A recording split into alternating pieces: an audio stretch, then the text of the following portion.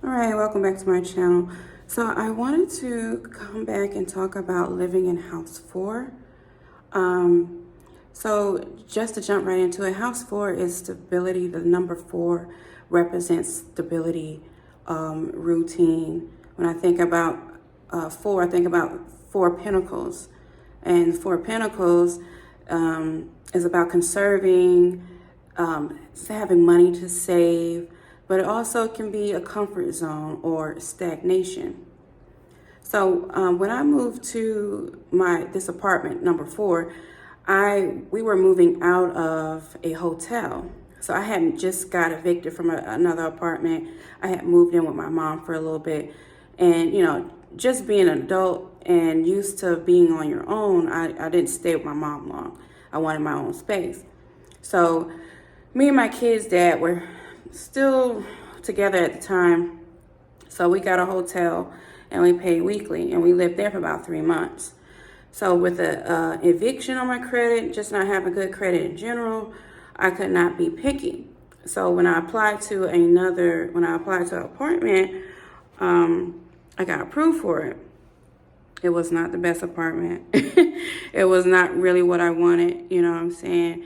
As far as how it looked, it was an old apartment. It had roaches. The stove was up against the wall. There was no overhead over the stove. The floors could have been redone, just old floors, you know what I'm saying? They was just painted over brown. You would mop and it just never looked completely clean. It damn near was a shack. Like there were pieces on the wall that was kind of buckling that needed to be, redone. You know what I'm saying? But the rent was cheap, of course.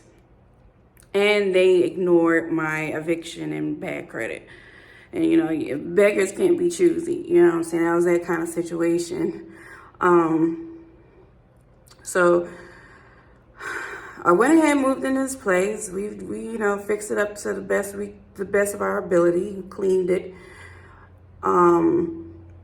We put decorations up a little bit, so we put curtains up and stuff. But yeah, it was cheap. It was $625 for 2 bedrooms downtown. This is prime location. And washer and dryer connection, and we even had a porch in the back. It was a duplex. Well, it was like a quadplex that he had over there. Not the best neighborhood, but I grew up in this area. Like, I grew up around there, and I went to school with those people. So, I can live in the kind of sketchy part of town because I'm used to these people. Like, I grew up, around them. So, it's just different when you grow up in a place. So, and plus it wasn't that bad. Nobody bothered me.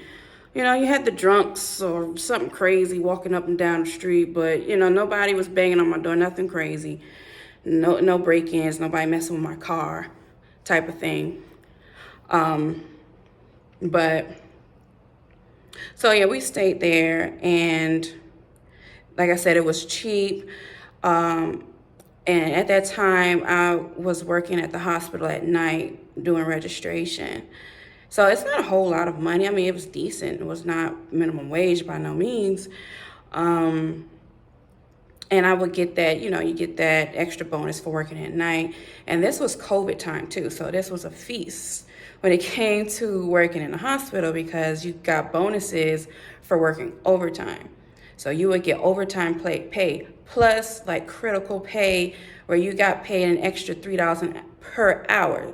Like, this is not time and a half. Like, per hour, you would be making $21 every hour. And say you clocked in an extra 6 hours or 12 hours that week. Like, it was sweet, So I was making good money, and my expenses were low. I had a car that was paid for. Then we had got another car. So I had insurance, car, and my ex, he half paid rent. That's why he's an ex. Anyways, so basically I was handling that on my own, and I was able to handle that. Plus I had extra. To play with, buy clothes, nails. I went on trips, and I had the type of landlord that was kind of lenient, long as you let him know. So sometimes I would be like, I'll pay the other half next payday if I wanted to like take a trip or just have extra money for something that I was doing. And he was cool with it. I'll just pay the other half in the next 2 weeks. Like, it was cool, you know, for what it was. We stayed there for like 2 years. And then I found another apartment that was you know, a lot better, a lot newer looking. It was nicer, way nicer. I had to pay extra, what was it, $200? It was far. But anyways, that's a different house number. But yeah, house 4 was stability.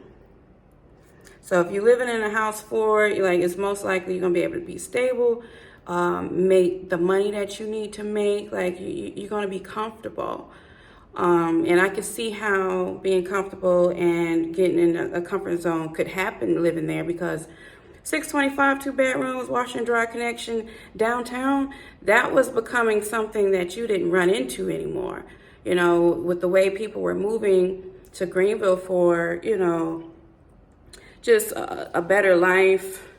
It was becoming more of the downtown's becoming more artsy, you know, and we have like the lakes and the stuff, like the outdoors people, they like the mountains in Greenville, because it's upstate South Carolina, so lots of mountains and lakes. Also, cheaper living compared to other places, but for the locals, the shit was high. It was rising to the rent was something we've never seen before, you know. So you were not finding anything for $625. This was like about 3 years ago. You weren't finding 2 bedrooms, $625 downtown Greenville. Like, we was literally 10 minutes downtown.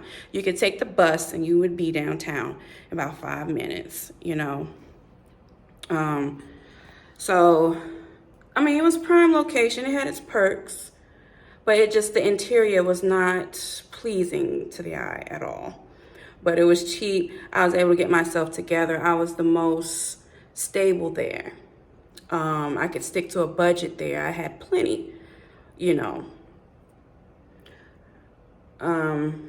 Yeah, so that's the main thing about living in house 4.